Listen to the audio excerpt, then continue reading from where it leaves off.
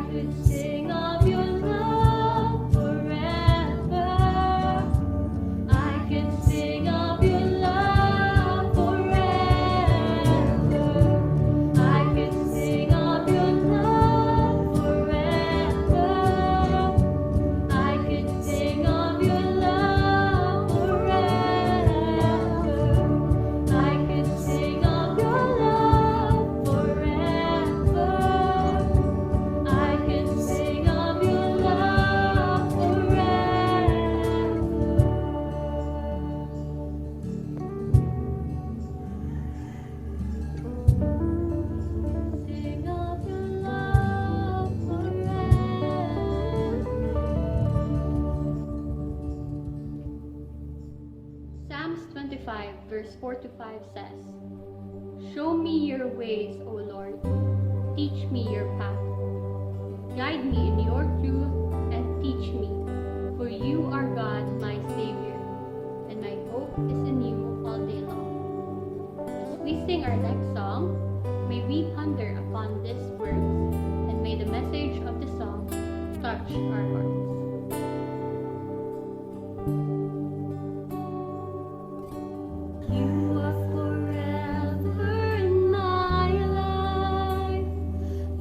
Lead me through the seasons.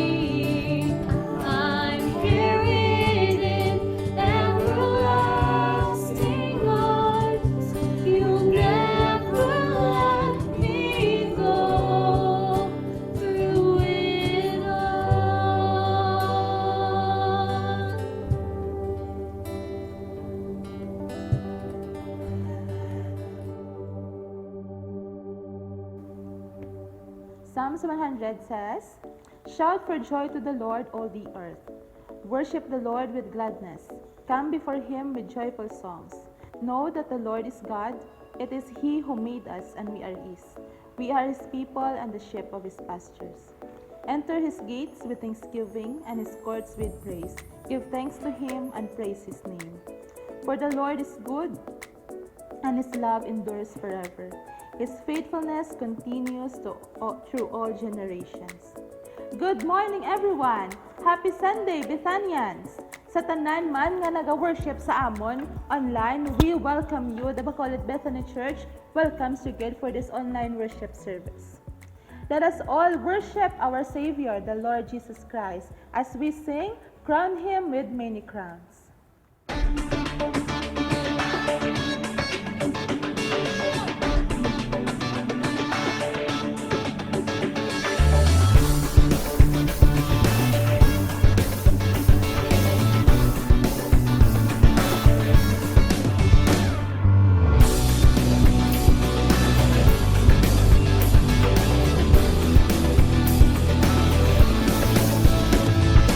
Crown him with many crowns, the Lamb upon his throne.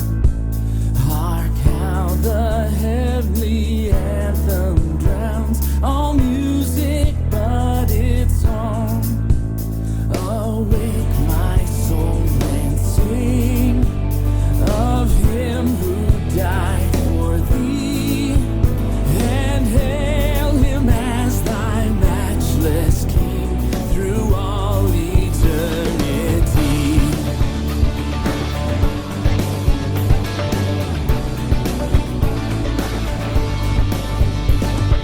Crown him the Lord of love.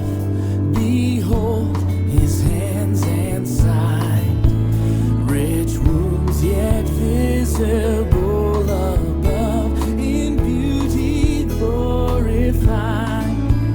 No angel in the sky can fully bear that sight, but downward bends his wondering eye at mystery so bright.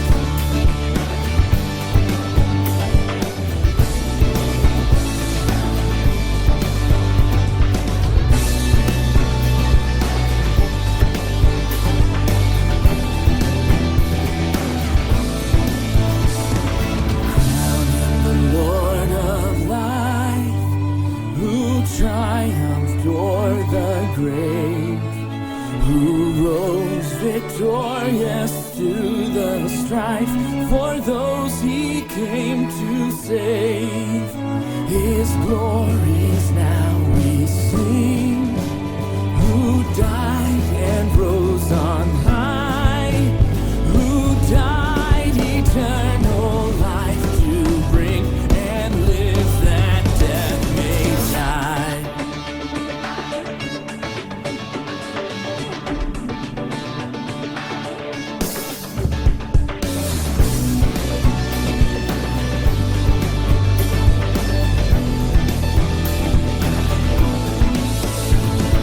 Crown him the Lord of heaven, enthroned in worlds above. Crown him the King to whom is given the wondrous name of love. Crown him with many crowns, as thrones before him fall.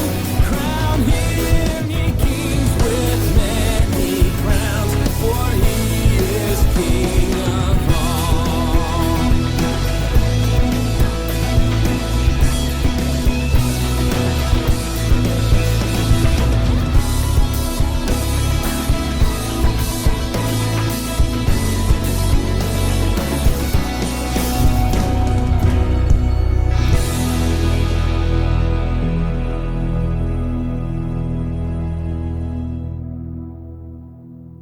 Let us pray.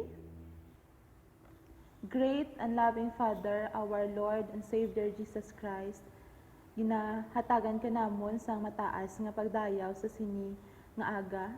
sa amon pagsimba Ginoo, pakigupod ikaw sa imo mga kaanakan nga ara sila mga panimalay kag kung sandiin man sila sa sini nga tinion Ginoo.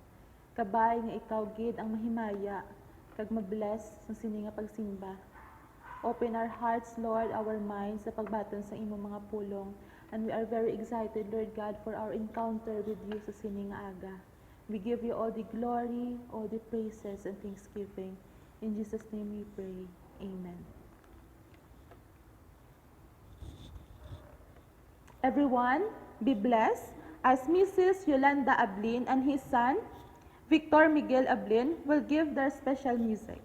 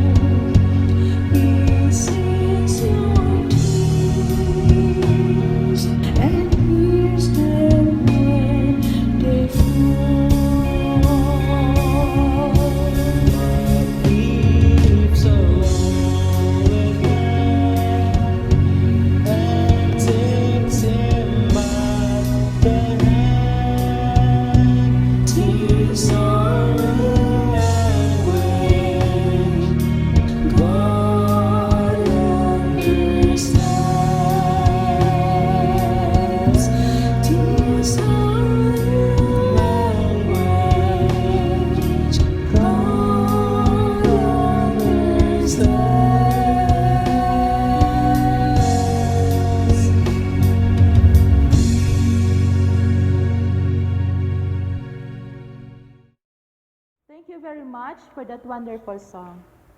This time, let us learn more about our Savior Jesus Christ, as Reverend Francis Neil Halandoon will deliver God's message entitled Lesson from Thomas.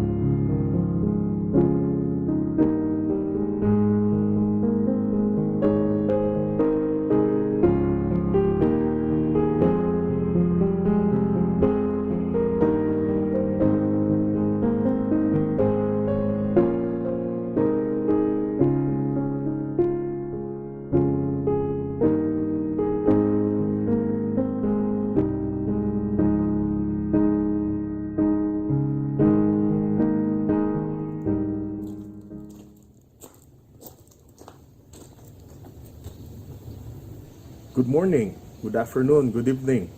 Kung sa diin gamay nga parte sa kalibutan, ginapalabot ko gid sa inyo ang pagpanamyaw. Kag nagapasalamat kita sa Dios that we can still continue to worship God in spirit and in truth through online worship experience. And if you have noticed, I'm outside my home.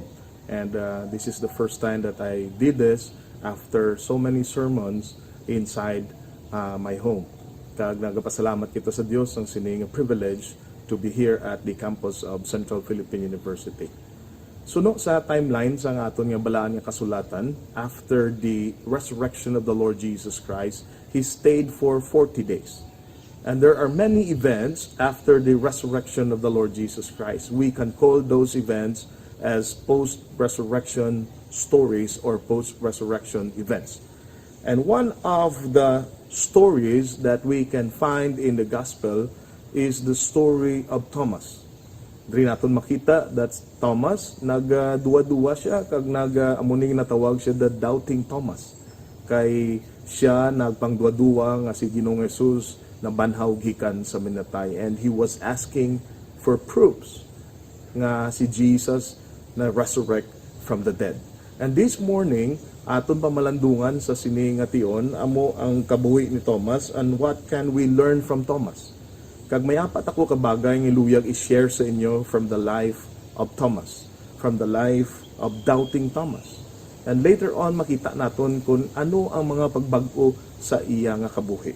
Now first and foremost, what we can learn from Thomas is this: if we continue to miss church, then we will continue to miss the blessings of God. Mga kauturan, ang akon buot silingon diri, kung padayon kita nga hindi magpakig-impon sa body of Christ, magpakig-upod sa lawas ni Kristo, because that is the church, then we will continue to miss the blessings of God. Diri naton makita kung aton gani balikan ang Matthew chapter 6 verse 33, nagasiling da si Ginoong Hesus, seek ye first the kingdom of God, and all these things will be added unto you. But silingon dapat mangin parte kita sang lawas ni Kristo, mangin membro kita sang kingdom of God, because if not, we will continue to miss the blessings of God. Kung makita natin diri in John chapter 20 verse 19 and following, nakita naton nga si Thomas was not with the disciples when Jesus appeared to them on Sunday night.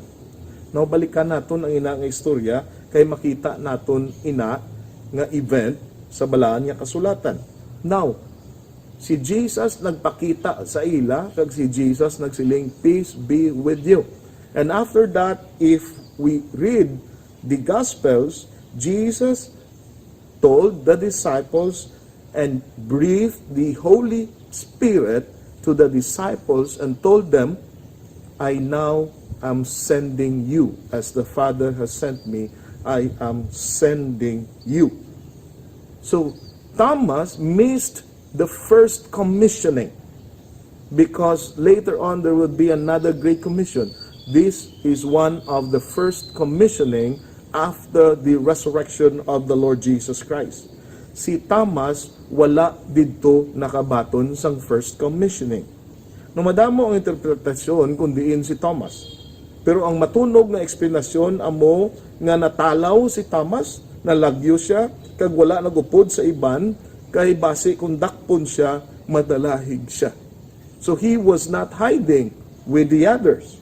Kag bangod wala si Thomas, kag wala siya nangin kaupod sa mga disipulo, wala niya na eksperyensyahan ang una nga pagkakita sa paggamanaw ni Kristo Jesus. And he also did not experience the blessings of the Holy Spirit. He also did not experience the first commissioning of the Lord Jesus Christ. He was not also there to receive the greetings of the Lord Jesus Christ. Ang una nga matun-an naton sa natabo kay Thomas, mga kuturan, amo nga kun wala kita sa lawas ni Kristo Jesus, wala kita sang pagtililipon sang membro sang simbahan, madamo nga mga matahom nga mga bagay, madamo nga mga blessings, madamo nga mga pagpakamaayo ang hindi naton mabaton. Amo ini ang natabo kay Thomas. nadula sa iyang kay gayunan nga makita si Ginoong Hesus sa adlaw mismo nga nabanhaw siya. Sang aga nga nagpakita si Jesus sa kay Maria Magdalena, kag sang gabi amo ang first time nga siya nagpakita sa iya mga gintutunan. Because on that morning, when Peter was running towards the tomb, he was not able to see the Lord. Only the women saw the Lord Jesus Christ. And this was the first time that Jesus appeared to them. And Thomas was not there. Mga uturan, kamusta kita? Excited man bala kita nga magpakigupod sa lawas ni Kristo? Excited bala kita nga magkilitaay kita? Excited bala kita nga magsimba kita? Nga magkadto sa simbahan? Magdayaw sa ngalan ni Kristo Jesus? Magpamati sa pulong alin sa balaan niya kasulatan? Are we excited? Or are we telling ourselves, "Hay, simba na naman. Hay, nami pagani tulog. Hay, kanami pa panglaba." But because of this pandemic, we have been given the chance to worship in our own homes. So let it be that during these times, wala kita sang irason sa pagsimba sa aton Dios. Si Thomas, may hayok ni siya nga si Kapid. Kapid ang iya hayok, Didymos. Basi may mga kilala, mga kabuda nga kapid ni Thomas, nga talagsalam lang makita sa simbahan. Abhi, tawgon ta sila Didymos man, or kapid ni Thomas. Palihog hambala sila nga madamo gid ang hindi nila mabaton nga pagpakamayo sang Dios if they will not decide to be part of the body of Christ. Now that is the first lesson that we can learn from Thomas. Secondly, the second lesson is this: we must trust the words of our fellow believers, and we ourselves must be trustworthy also. Saligan ta ang mga tinaga nga nagakawas sa bibig sa aton mga mga upod. Kag kita mismo dapat mga masaligan man. And sad to say, my friends, that there are many fake news that are happening, that are spreading around us, even at this time of the pandemic. Damo gyapon sang hindi amo nga mga balita, damo gyapon sang mga kabutigan nga nagalibot sa aton. Now, Thomas, he did not trust the testimony of his fellow disciples. He did not believe their story that Jesus is alive and Jesus was with them. Ini nga hitabo nga nagpakita si Kristo Jesus kay Thomas was a week later. Can you imagine 1 week? 1 week that Thomas did not believe his fellow disciples. Thomas declared in front of them that he will not believe their words. Kasakit sang sina nga mga pululungon, hindi ako magpati kung hindi ko mismo makita sa akong mata ang kamot niya, ang kilid niya, ang iyang tiil. Unless he can prove it by putting his hand on the wounds of the Lord Jesus Christ. Those, amo na ang statement ni Thomas. Now, the 10 disciples must have felt very bad during this time, because after Judas betrayed the Lord Jesus Christ, another one of their own is in doubt. Kag masakit ang ina nga balatsagon. My friends, kadamo na gid ang natuntuhan sa pasalig. Kadamo na gid ang manugtunto nga ginasaligan lang ang imo nga pagsalig sa ila. Amo na nga kinahanglan pa nga kung kisa isulat gid kag permahan gid. Pero biskan may pinirmahan na, biskan may kasugtanan na, damo sa gihapon ang hindi masaligan. And that is a sad story for each one of us. Kung may amo ikaw ina nga love story, masubo man ina. May duwa ka amigo, suno sa isa ka istorya, nga nagsaad gid sila sa isa kag isa nga kung biskan nanong matabo, magaunungay gid sila nga duwa. Sa isa ka adlaw nagapanglakaton sila sa kagubatan kag sa naano man niya nga klase sang hitabo, may leon nga nagwa sa tunga sang ila samtang naga-journey sila sa forest. And ginlagas sila sang duwa sang leon. And they were running so fast and the lion was even faster than them.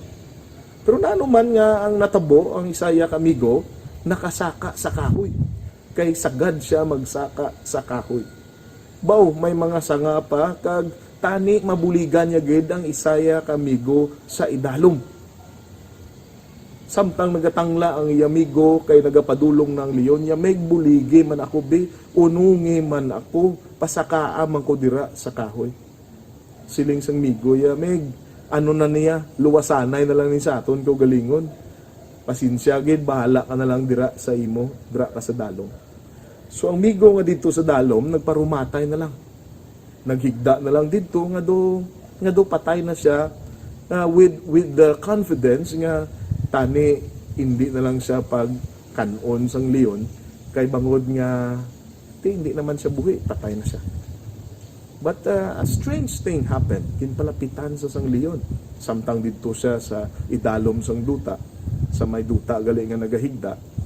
Kag nagpalapit ang leon sa kilid gid sang iyang dalunggan. Bao ang migo nga dito sa babaw sa kahoy, nagalantaw lang sa migo ya sa idalom, silang niya bawte, pasinsya gid, patay gid yung migo na ako. And as he was looking, malawig nga ara lang dito ang bakba sang leon sa dalunggan sang yamigo. And another strange thing happened. Naglakat ang leon. Wala din kagat sa liog o kung sa ano-ano nga parte sang lawas ang migo nga ara sa may duta. Now, ang isa kamigo nga ara sa babaw na naaw dali-dali, ka nagsiling, baw, grabe, swerte mo. Swerte mo gid nga wala kaging kagat sa leon. Pero galungo-lungo lang siya, kay tilain niya buot, why siya ginbuligan. Siling niya gin, nagano to ang leon sa imo dalunggan. Siling niya, pre, migo, naghutik ang leon sa akon. Ya, pre, naghutik ang leon sa imo. Yo, naghutik ang leon. Ya, anong ginhutik yung sa imo? Siling sang leon sa akon, pangita ka na sang iban nga migo. Hindi na masaligan ang imo abyan. It was a sad story. Of course, it's a story, but it rings true to most of us. Damo sa aton ang napaslawan bangod sa aton nga mga abyan nga gintraidoran kita. My friends, let us be responsible with our words and let us be held accountable with what we have said. Kabay pa nga dumdumon naton ng isa ka traits ang isa ka Pilipino nga nagasiling kita may palabra di honor kita. Let us be accountable with our words, let us be trustworthy with our words, and let us trust those people whom also have faith in the Lord Jesus Christ.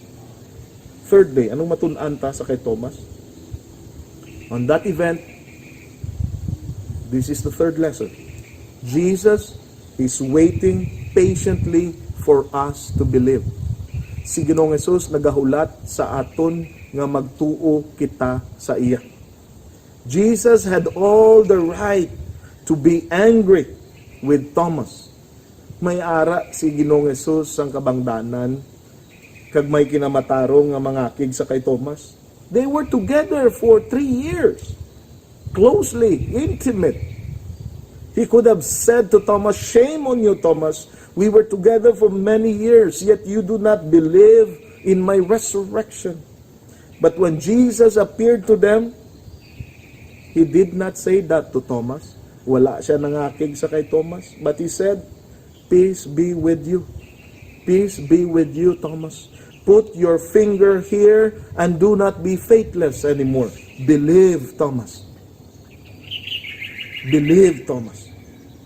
Mga kuturan, let us believe and be true to the pronouncement of the Lord Jesus Christ. Katahom sang ginhambal ni Kristo Jesus sa kay Thomas, and these words of the Lord Jesus Christ is for each one of us. Jesus said, blessed are those who believe without seeing me. Blessed are those who believe without seeing me, Thomas. My friends, are we still in doubt? Or do we still doubt? May positibo man nga bagay nga makita naton sa pag-doubt ni Thomas. Ano ina? Ang pagka-skeptic niya nag-lead sa iya sa pagpamangkot. And we should do that because our faith is not a blind faith. Our faith is an informed faith. And in this time of the pandemic, let us continue to ask the Lord, ask questions, but be ready also for the answer of the Lord. Because when Thomas asked, Jesus was there. Later on, Jesus appeared to him and answered his doubts. And Jesus too will answer our doubts. May istorya sa isa ka manggaranon nga babae who had a flat tire. Kag samtang ara siya sa kilid sang dalan, naagyan siya sang isa ka tawo kag ginbuligan siya. Because this person was taught by his parents to help others who are in need. Nagpakilala ang ini nga lalaki later on sa iyang nga gayni sa sining babae nga ginbuligan. Sila niya, my name is Brian Anderson. And after changing the tire, the woman offered to pay the man. Pero siling sang sining nga tao, ginhimo ko nga pagbulig nga wala sang bayad.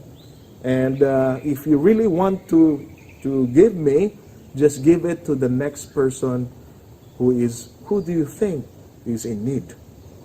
Wow. Nagpasalamat ang ining babae nga manggaranon. And the woman passed by later on sa isa ka coffee shop. Kag dito yan nakita sa coffee shop nga ang waitress nga nagabulig siya, nagabusong, pero ang tsura, grabe ka, depressed ka, problemado ka tama.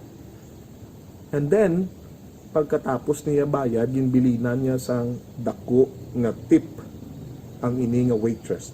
Siling niya sa waitress, this is for your hospital bills. Kinpamangkot siya sang babae. Nga ako ginpili mo, nga gintagaan mo ko sang siling dako-dako gid nga kantidad, hindi niya tip lang. This is a big donation already. Siling babae, somebody helped me today and he challenged me to help others. And when she arrived home, she told her husband what happened to her at her workplace at the coffee shop, and they thanked the Lord. And you know what? The story ends with this. The name of her husband is Brian Anderson. I don't know if this is a true story or not, but this is a great story for us. You know, when you help somebody, later on you do not know. It will just come back to you. God knows. God knows. And my friends, in this time of the pandemic, we need resources. We need resources to help others. And if you have those resources, please help others. Be kind in this time of need. Be kind to those who need your help. Find that somebody who needs you and help that somebody. Fourthly, now what can we learn from the event that happened with Thomas? Fourthly, let us be ready to humble ourselves, admit our mistakes, and declare that Jesus is our Lord and our God. Magpakumbaba kita, magpaubos kita, akuon naton ang aton sala, and we must declare that Jesus is the Lord and our God. Sa sugod nga istorya, makita naton nga ang kaugalingon lang ni Thomas ang yagintulok. Wala siya nagupod sa iban nga mga disipulo kay nakulbaan man siya. Gindudahan niya pagid ang pulong sang iya nga mga kaupod. Kag wala siya nagtuo nga nabanaw si Kristo Jesus gikan sa minatay. Ang iya ni tanan nga ginobra, iya lamang nga kagustuhan, ang iya nga ginsunod. Pero kanami kay Thomas, kaysa ulihi, siya, sang nakaibalo siya, pag nakita niya si Kristo Jesus mismo sa iya nga mga mata, nagpaubos siya sang iya kaugalingon, kang naghambal siya sa tubangan ni Kristo Jesus, my Lord and my God. My Lord and my God. But silingon kung magsiling ka, my Lord, you are ready to obey the commands of the Lord. And you are accepting that the Lord Jesus Christ is God Himself. Grabe nga pagtuo ang iya nga ginpakita after that. Pero nagapakita man diri nga nagasiling si Thomas, Ginoo patawara ako, Ginoo patawara ako sa akong ginhimo, Ginoo, patawara ako, nagpalagyo ako, nagduda ako, nadulaan ako sang akon nga pagtuan. Now, with this declaration that you are my Lord and my God, ginapamatud-an ko gid ini subong. My friends, you know what is the story of Thomas? Sang naglapwaag na ang mga disipulo starting from the book of Acts, di naton makita nga ang story ni Thomas wala dira sa book of Acts. Pero ang isa ka tradition is this: Thomas went to India. He went to India. And it was in India nga nakapatindog siya sa simbahan, nakatipon siya sa mga katawhan. He testified and he witnessed for the Lord Jesus Christ. And many people in India believe in the message of Thomas because he himself is a great witness of the risen Lord. Kabalo ka mga utod, suno sa kasaysayan. The Church of Thomas in India was established in 52 AD. Iniga pakita that after 20 years that Jesus ascended back to heaven, nagpanggamot na ang pagtuo ni Thomas dito sa India. Nakapanggamot na ang gospel of the Lord Jesus Christ in India even after 20 years of the resurrection of the Lord. Kagtubtub subong. And this is great. Until now, the Church of Thomas is still in India, testifying and witnessing for the Lord Jesus Christ. The St. Thomas Church can be found in North Paravur in India. And this church has many daughter churches in India. Katahom sina mga kuturan. He died in India, si Thomas. Ginbangkaw siya dito, suno sa kasaysayan. But the life of Thomas shows to us that a life full of doubts and a life of failing faith can be transformed by God into a life full of faith and accountability.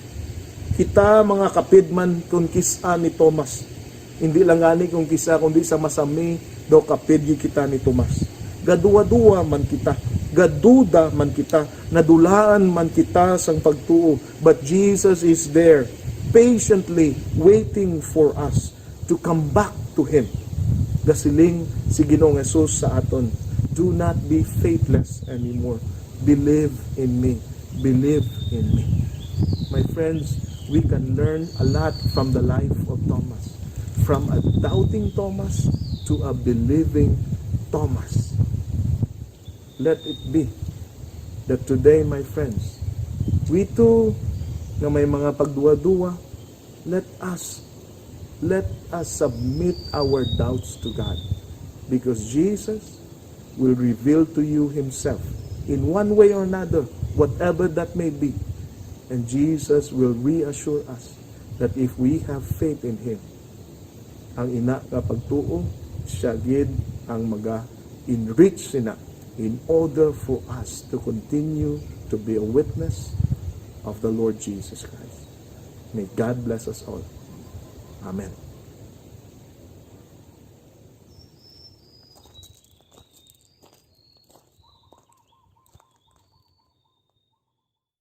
Thank you, Pastor Neil. Praise God for his message.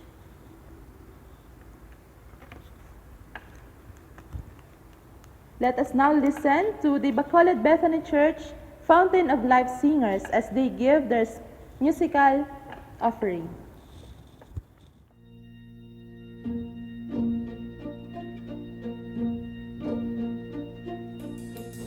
Letting go of every single dream, I lay each one down at your feet. Every moment of my wandering never changes what you see. I try to win this war, I confess. My hands are weary, I need your rest. Mighty warrior, king of the fight. No matter what I face, you're by my side. When you don't move the mountains, I'm needing you to move.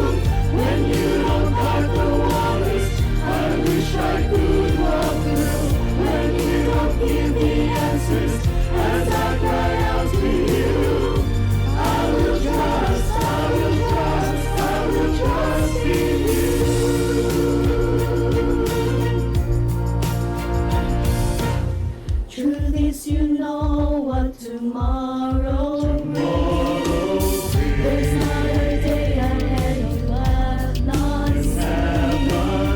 So in all things be my life and bread. I want what you want, Lord, and nothing less. When you don't move the mountains, I'm needing you to move. When you don't part the waters, I wish I could walk through. When you don't give me answers as I cry out to you, I will trust, I will trust, I will trust in you. I will trust in you.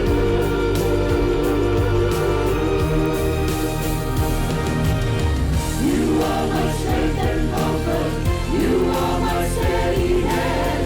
You are my firm foundation, the rock on which I stand. Your ways are always higher.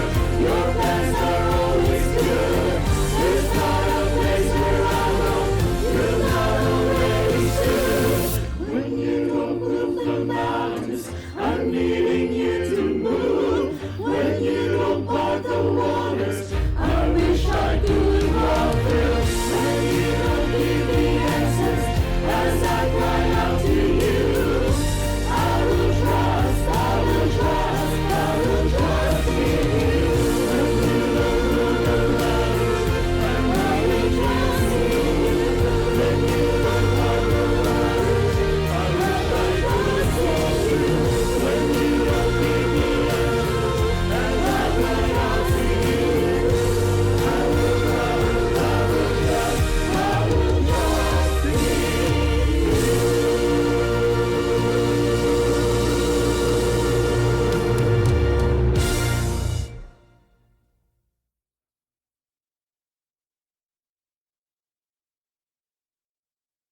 Thank you for that wonderful song, Fountain of Life Singers. Surely Jesus cares for everyone. Let us pray together with the Reverend Arnold J. Masitas as he leads to us into pastoral prayer.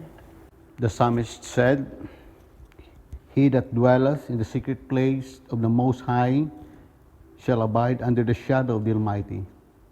I will say of the Lord, He is my refuge and my fortress, my God.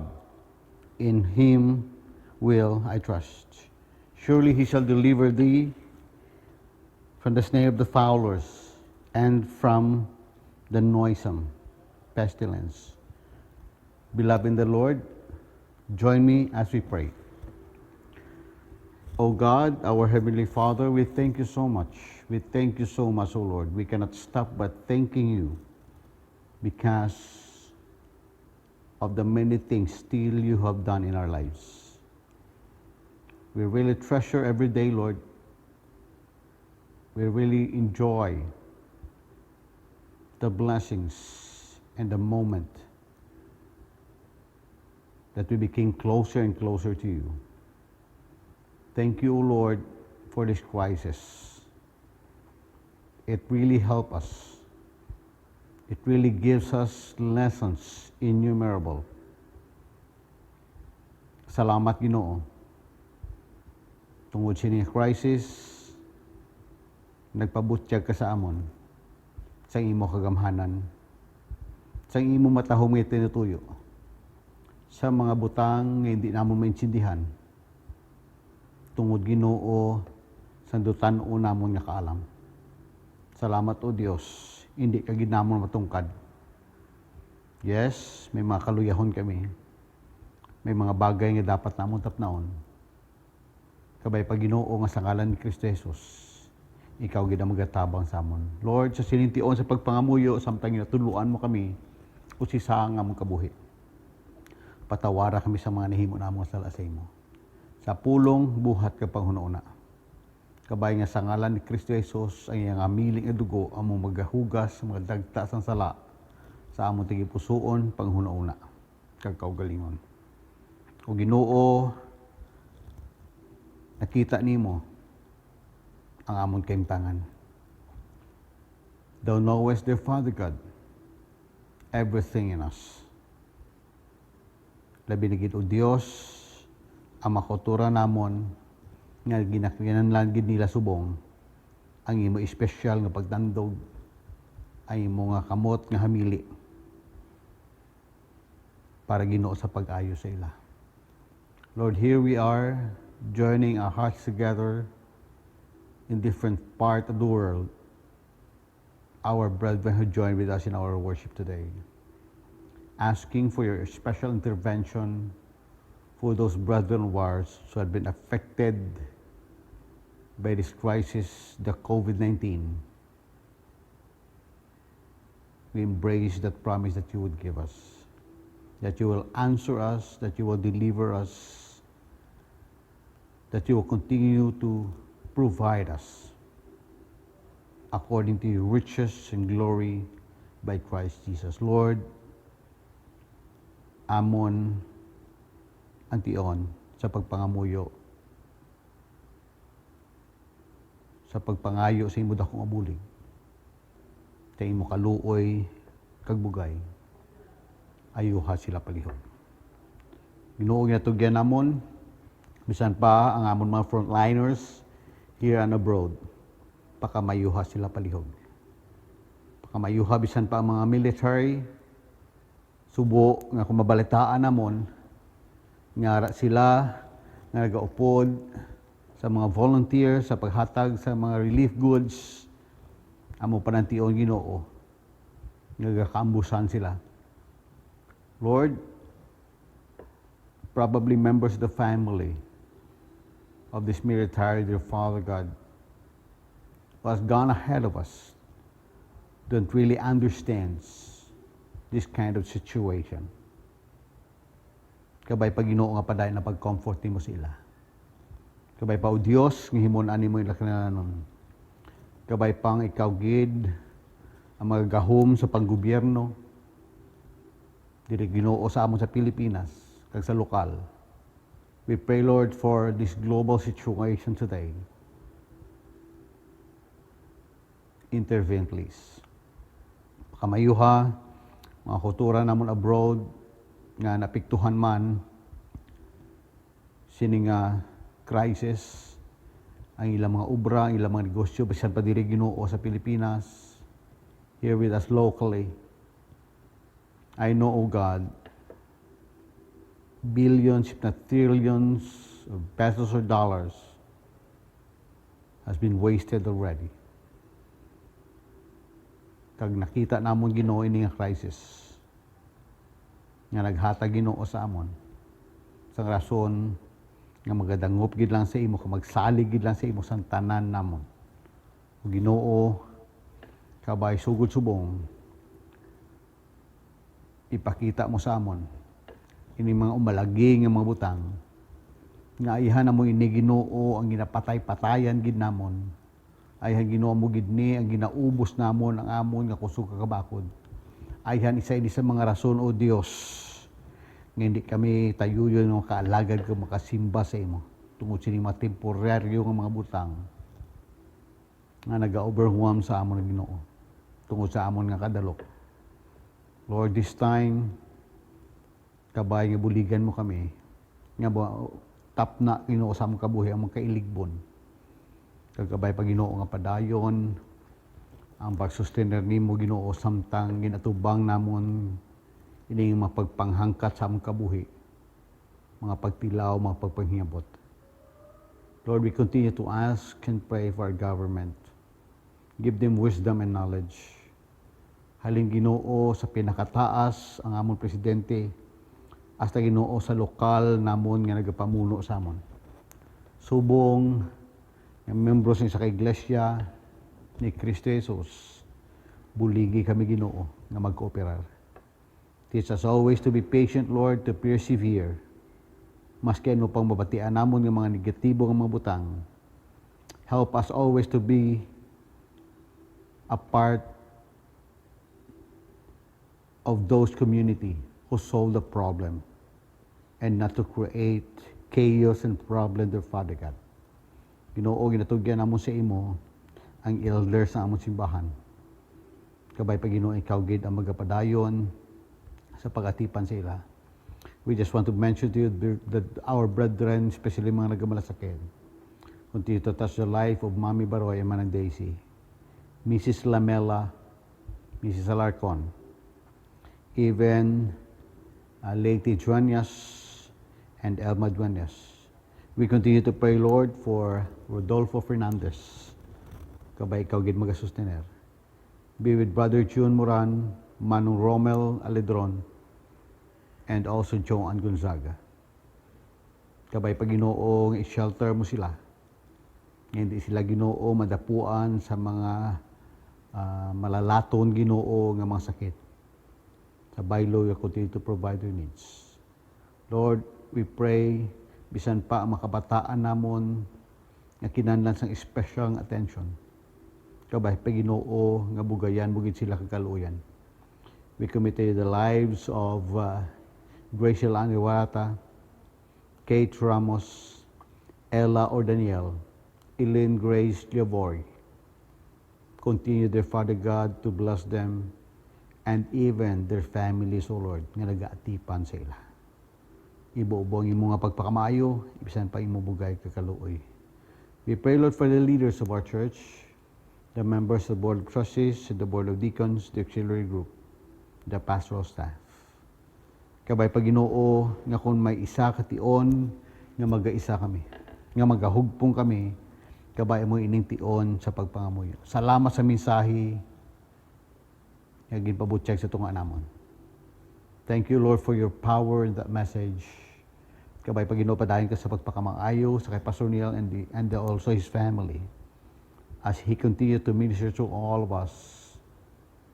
Pagginoo sining live streaming nga ginapadayon namon, simba ikaw sa kahanginan. Lord, help us always to appreciate each situation that we have, so that when the time comes for all of us to gather together, we saw that seriousness and sincerity, O Lord, that serenity and spirituality on our part. Nakabay Pagginoo sa tion, nga makasulod kami sa iglesia, nakafocus ang amon Ginoo ang panghunahuna kag kaugalingon kay Kristo kay Kristo gid. Lord, we commit to you all these things. We still have lots of things to pray for. Don't always our concerns. Lord, kaluoy kami palihog. Kaya kami nagatugyan si tanan na may paglaom kag pagsalig sa ngalan sang Amay, sa Anak kag sa Espiritu Santo. Amen.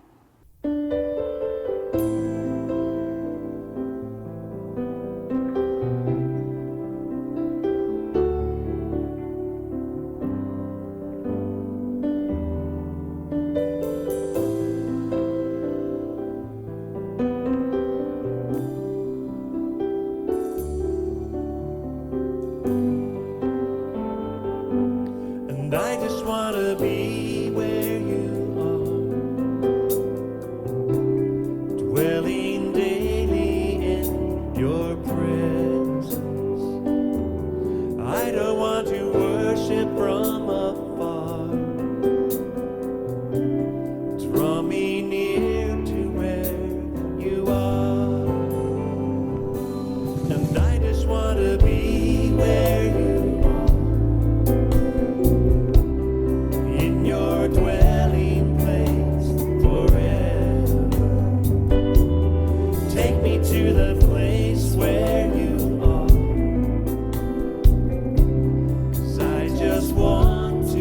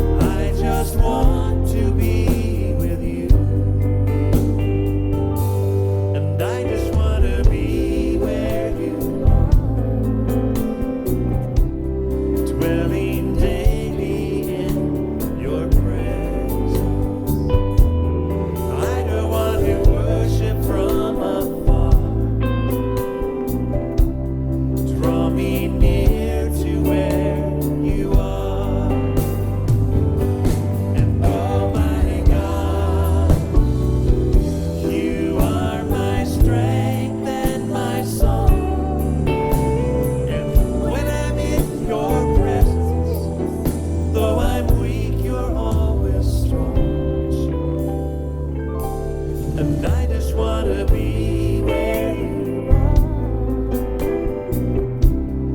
in your dwelling place forever. Take me to the place where you are,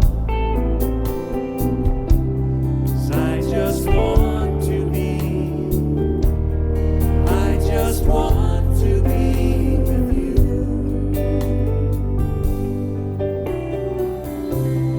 I just want to be, I just want to be with you.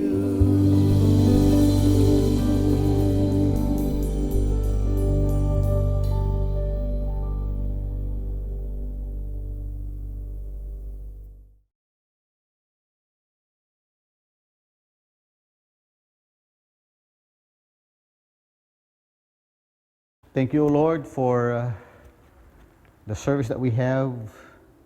And thank you, O God. Kay ikaw sa gihapon nagagamit sini as a means that we could be of one heart and one mind in gathering together. Let your choice benediction be upon to this day people now.